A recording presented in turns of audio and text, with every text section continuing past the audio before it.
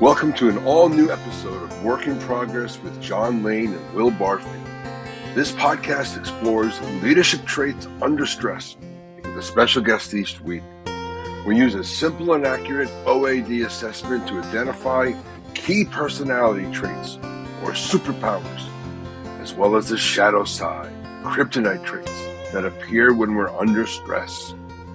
As always, we'll have some pod banter, shameless plugging, and we'll even let our guests talk for a bit. Of course, no humble brags. Welcome to the show. Hi, everybody. Welcome to a brand new episode. Why do I say that, Will? How could it be anything other than brand new? I think it's just kind of in your default, mental talk track. Are you saying I'm phoning it in? Um, You can, because I am. Oh, no, I'd never say something like that. This is episode 67 of It is? Work in Progress with John Lane and Will Barfield. So glad to be here. I have a banter that is so important that there's only one this week. Okay. Look what we have That's now. not a lot of content. You're going to use the rest of the time to, pick on me? Look what we have now. We have a system level mouse. Oh. I know. Is that part of the latest update? From all of my kvetching. I have a cursor. I have a hand of God. What else do I have? I have a laser. Pew, pew, pew. So the background here, Lindsay, you don't have is that we've been using this software for quite a while, and one of John's greatest issues with it was there was no pointer to use on the screen for the longest time. And then they gave us a patch for a while. This is monumental. That he, you know what? This is sent so it up a big. flagpole enough times that they did something about it. Yes. This is so big. I'm going to just call attention to That's the name of the name of the software, Lindsay. You're going to laugh. Is MMHMM, which I don't know how any adult came up with that. But we like them and they're kind to us, so I won't rag on them. Congrats on the mouse, and that did eat up all the banner time. Yeah, after at least 50 episodes of me groaning on about it, we have a mouse. So what that means is I have to think of something else to groan on about, and that's gonna take a while. But let's start. I'm John Lane, and I'm Will Barfield, and we are a work in progress. Nice to see everybody. Will, we are back to three of us on software. We've been doing a couple of live episodes, which have been fun. But now it's all three of us on the stage. That's right. Why don't we get to our special guest? Should we do the usual rigmarole? I think we should, yes. Okay. Why is our guest special? Because the slide says so. And what do we know about slides? Slides don't lie. They do not. Well, Lindsay, you are our special guest because we know that slides don't lie. Hello. Thanks for putting up with us in our long banter intro. How are you? And introduce yourself, please. I'm doing great. Thanks so much for having me. I'm Lindsey Boggs. I am a sales VP at Glassbox. I've been in sales over a decade. I lead their SDR team as well as enablement and have a lot of fun doing it. I've also been named a Salesforce influencer the last 4 years, which is fun. Oh, that's what you said earlier. I like that. Yes. So I'm very, very, very busy, but love what I do. Those guys will take care of you if you take care of them, right? Right. Don't you go out to like conferences and I do all that stuff? Yeah, I see you're very active on LinkedIn. You're very good. I wish you would take over our LinkedIn. Do you have time to do that? Let me see what I can do. Let me see what I can do. Hey, John, I think she gets the prize for best LinkedIn slide that we've had. It's yes, very, very sharp. Definitely has listened to best practices and created a very memorable one. So congratulations for that. Gosh, how many logos do you have in there? It's well, maybe just the Salesforce. Anyway, Lindsay, we're not here to critique your LinkedIn page. If we were, we'd say it was awesome, and then we'd move on. Yes. So let's move on and let's get into the usual stuff. So, okay, the cursor's just, it needs to come back every time I come back. All right. Now I have something to kvetch about. It doesn't work exactly as I want it to. Write that down. Yeah. So, Will, Mm. then we practice this. Let's see if you get it. What do we talk about on this slide? We talk about leadership traits under stress. Oh, amazing. And how do we get our leadership traits? We discover, uncover, and reveal those by way of the OAD survey. Wow. Very nice. And why do we pick them? Because it's highly accurate, extremely easy to administer, eliminates social desirability and distortions, because Philip is nice, Yeah. and because it's built to the standards of leading international psychological institutions and rating agencies. Look at all of those, Lindsay. They've got just almost as many logos as you. And that means you can trust this data because it is scientifically verified. I'm going to say that was our best one in 50. Really well. Oh, thank you. Really well done. Thank you. So that's what we do. A lot of caffeine today. A lot of caffeine. Oh, you're hardly caffeinated. I like that. Another builder. Shocked. Yeah, I know. I think it's because builders naturally want to come on podcasts, and so there's a preponderance of them. But let's go over this. So we always start out by talking about the OAD leadership style matrix. Yes. And we start out by talking about generalists versus specialists, and then we talk about socially oriented versus technically oriented. I won't go any deeper than that, but I happen to be a socially oriented builder. That puts me in the build socially. Take two. We're not doing extra takes. I happen to be a socially oriented generalist, so I am in the builder quadrant, and I'm a negotiator. Yes. Will is a technically oriented generalist, so we're both generalists. But I'm on the technical side, architect, developer. That's exactly right. And Lindsay is socially oriented generalist builder. She is an influencer. And how awesome is that? That the name of your trait is kind of a part of your definition of your job. Yeah. How about it that worked for out accuracy? quite well. I think we should just end here. I mean, yeah, show's over. We kind of nailed it. Nailed it. Nailed it. Okay. So let us go through as we dig in a little bit to the OAD stuff. Will has a question for you. Lindsay, how does it feel to be reduced to a two-dimensional table? Shocking. Shocking. Elaborate, please. Well, I mean, there's a lot to a person, right? So when you see your results on a two-dimensional chart, you start questioning things and you start wondering about yourself and what exactly I'm about, right? That's a great response off the cuff. It's the truth. I love that spread there too, by the way, John. That's That's a wide one. Let us break it down. So, please. So in OAD, we get this nice chart. We remind everybody that she's a builder influencer. And how do you get to be an influencer? You tend to have high A assertiveness and high E, but very low P. This low P means that, well, this is interesting. Hang on. Take two. I'm not going to edit that. Excuse me. Did the audience notice that? Thank you. I don't think they know. I don't think they saw anything. Nope. Nothing to see here. Moving on. So it's that high A, high E matched with extremely low P. We look at our P versus our A, and that tells us how comfortable a person is with change and how much urgency they operate with. Lindsay is very comfortable with change and operates with some urgency, right? But then the influencer part comes back with this hook back D for detail orientation. And it just means if there's stuff that's important to her, she's going to pay extra amount of attention. But this is kind of a classic influence, like it's in the book, right? I think I use your profile in my generic book to describe an influencer. So, you could tell your mom and dad you made a textbook. So that's nice.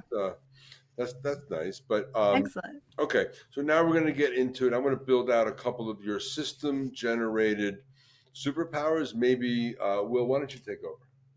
Yeah, thanks, John. So Lindsay, as he stated, the system is going to generate this information for someone who lands in the builder influencer space on the quadrant. Mhm. Of these, let's just talk about one of them here on this slide before we get into your own reflections. Is there one of these here that stands out to you that either, hey, you really agree with, or that, others have, said that is a feature of yours? I'd say energetic communication. I tend to communicate with a lot of enthusiasm, and I tend to want to lead by example and show, not tell my team when I'm describing something. And I've been told that my energy is infectious when communicating to others. Yeah, classic influencer. Hey, I made this a little bigger because I recognize the font is too small, so I'm cutting our heads off, but that's in service of our viewers. No worries. That works. So kryptonite side, right? So things get hard, stressful, challenging, and those superpowers of ours, can invert to the shadow side. Thank you, Mm-hmm. Dr. Glova, and become kryptonite. Which one of these would you speak to while we're here on this slide? Yeah, I'd say the casual approach to detail and follow through. I have my own agendas that I have made up my own deadlines for in my head sometimes, and I I get into a place where I am disappointed in myself if I don't meet those. And so it's challenging at times because sometimes I put the pressure on myself when it doesn't need to be there. And do when it comes to your deadlines Mm-hmm. versus deadlines that others give you, Mm-hmm. is there a prioritization? Does the things that are most important to Lindsey, do they take priority over deadlines somebody else gives you, unless it's like your leader? Yeah. Yeah. How do you kind of sort through when you have so many things you got to do? How do you sort through level of importance? Great question. I think it depends on what I'm most passionate about on these deadlines. If it's a deadline that I've given myself where I know it will move the needle of my team, then I prioritize it. If it's a deadline given to the person I report to, I always ask them, when do you need this by? And then I'm the best at procrastination. I work the best the night before, the morning of. I will get up at 6 a.m. to finish a deadline if something else takes priority in my head for what's going to move the needle the fastest. So you were that student at the library cramming the night before, crushing no-dos so that you could study for the exam, right? And acing the test, yes. Yeah, of course. I have a really great I majored in opera, and so I had to memorize things in French, German, and Italian. And I have a photographic memory, so I can look at something, music, words, and memorize. And then the problem with me though is retaining, because I'm so good at getting it the night before. Retainment is a hard thing for me sometimes. I have to read it and read it and read it to totally understand what I'm actually retaining. Regurgitating as opposed to retaining. Yeah. Yeah. I've been retaining for a while, but I'm taking a pill for it now. So yeah, and it's helping you. You really have slimmed up. All right, beautiful. Thank you for the answer. Oh, that to was question, awful. Yeah, that was bad even for us. Well, no, and I shouldn't say we, because that was my fault. I mean, Anyway, guilt by association. Yeah, we're a team. So now let's get into the nice work that Lindsey provided for us. So this is your self-reflection and some things that you chose to comment on. We're going to have you walk us through both of these. Yeah. Tell us why you put pen to paper and pick these leadership superpower comments. And don't say because John asked you to, because that's true, but it's not true what or we're not. getting. Yeah, don't. Yeah. No worries.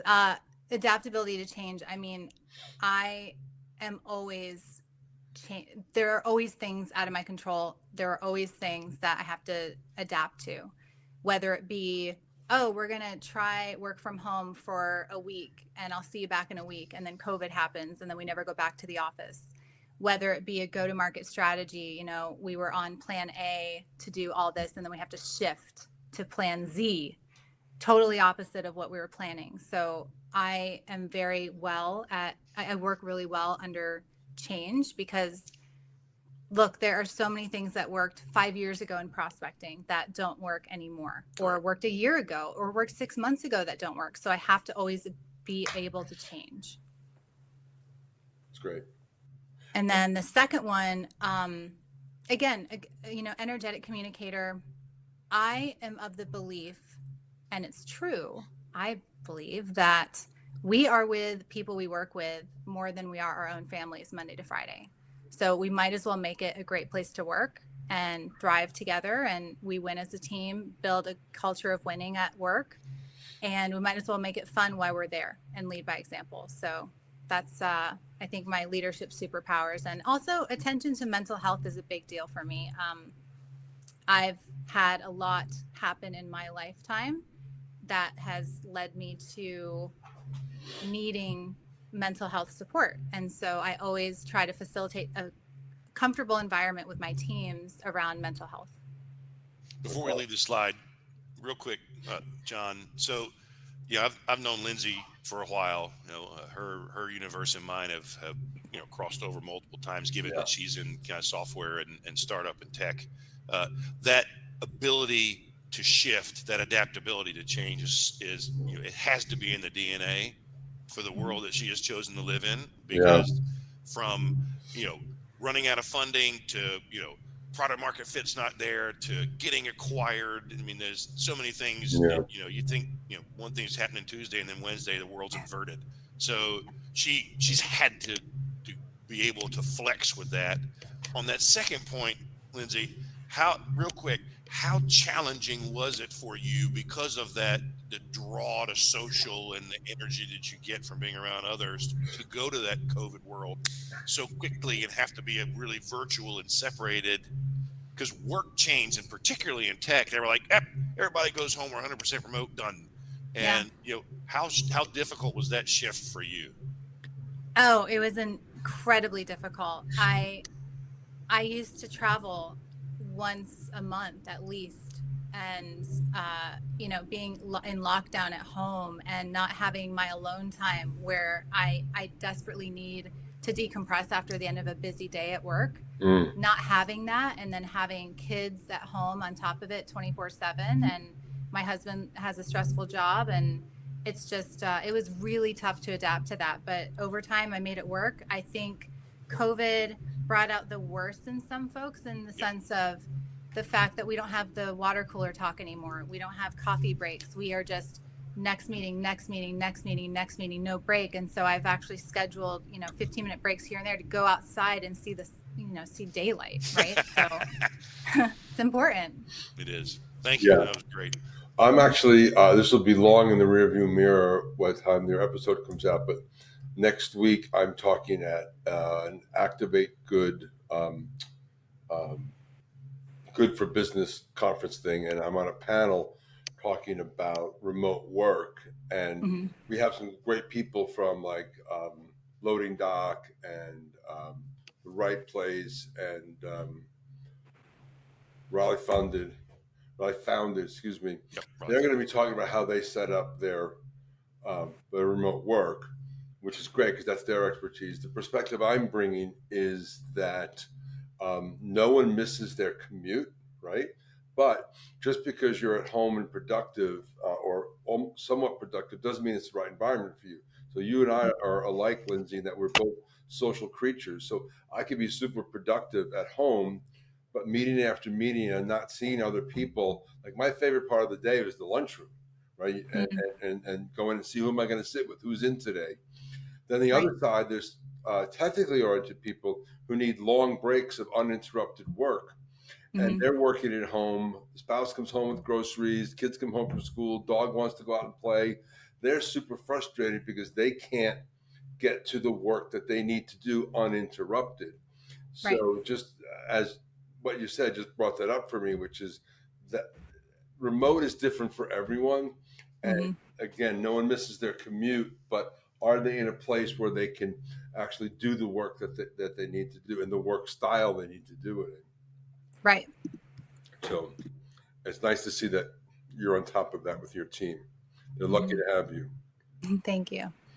Kryptonite, right? So everybody has weaknesses, except my wife. But let's talk about yours here, Lindsay. Walk Yeah. us through these bullets. Yeah. I think I alluded to this a little bit ago, but I make these deadlines up in my head. And when I miss them, I'm disappointed in myself. And the deadlines I make for myself, while sometimes they are warranted for productivity for my team or warranted for a big presentation I need to get ready for at work, sometimes I just need to give myself grace and just go sit by the fire at night and not work, right? Or, close my computer at 5. And I've been doing a really good job of that lately. However, it's just, it comes back to these deadlines I make up in my head. I've got to either stop doing them or give myself more realistic expectations.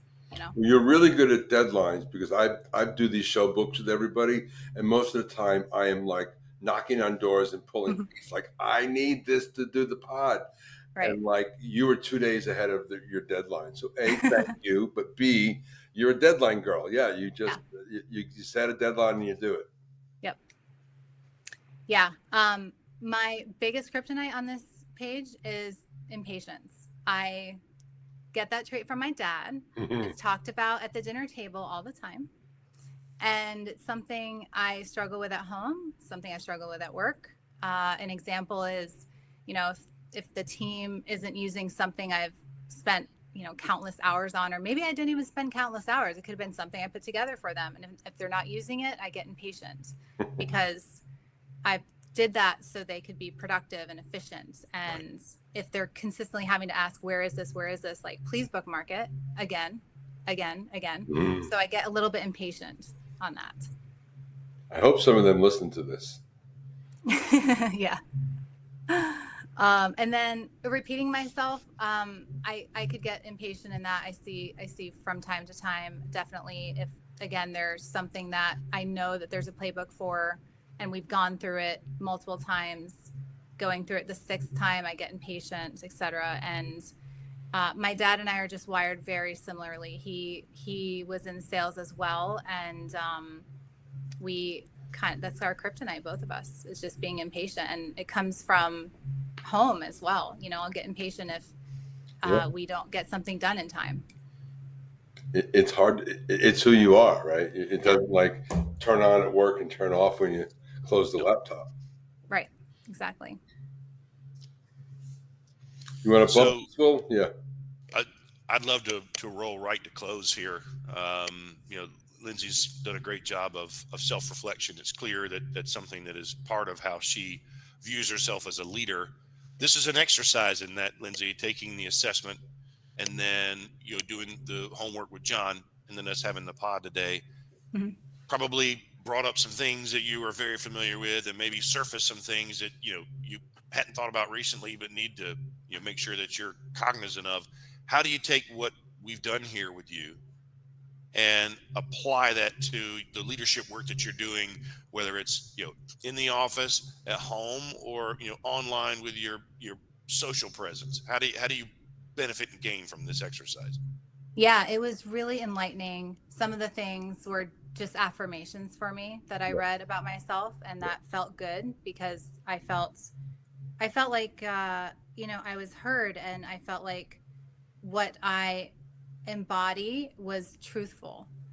When I look at the lessons I'm going to apply, a lot of it comes down to giving myself grace, and also digging deep and going back to what was working really well for me when I wasn't so stressed and when I was taking care of my mental health, which was meditation.